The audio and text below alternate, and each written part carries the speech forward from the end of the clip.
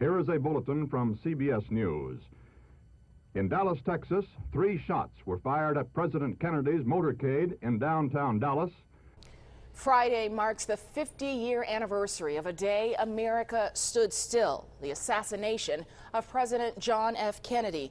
CBS 42's Mike McClanahan has uncovered a local connection to that historic event. Today, he actually talked to one of the federal agents who was in Dallas on that fateful day. Mike.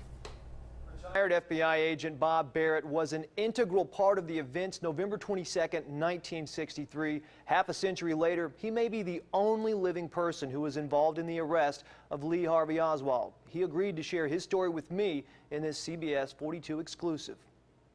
Bob Barrett now lives in Alabama. He was an FBI agent assigned to organized crime and gambling in Dallas when President John F. Kennedy was assassinated. Barrett responded to the book depository where Oswald is believed to have fired the shots that killed Kennedy and wounded Texas Governor John Connally. But we do have some witnesses who saw a man with a gun in the 6th floor window who was dressed like Oswald was dressed. 3 workers, co-workers in the windows below him heard shot, click, click, shot, click, click, shot, click, click. He then raced to the scene where investigators say Oswald also shot and killed a Dallas police officer. And about that time, I stepped in a pool of blood by the front of the police car, inadvertently. An officer on the scene was flipping through a discarded wallet. He said, Bob, do you know Lee Harvey Oswald?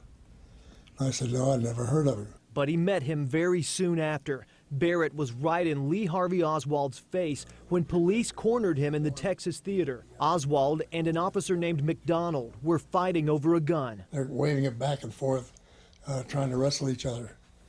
And as it went by me, I just reached up and took the gun out of his hand. Ever notice that Oswald has a black eye in this footage? He says that happened when an officer reached to grab him. By his hair, by the back of his head, to subdue him, and he jerked his head to the left and hit the officer's hand. And Barrett was at a Dallas CBS station to go through photographic evidence when he watched Jack Ruby kill Oswald on a closed-circuit television. What do you think about all of the controversy, all the discussion still this long after the fact? Oh, well, it upsets me a little bit.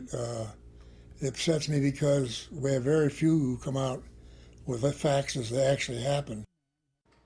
Bob Barrett doesn't believe there is any proof of a conspiracy in the Kennedy assassination, but he does think there may be another explanation for what happened that day. We'll tell you what that is Friday right here on CBS 42 News at 6. Back to you.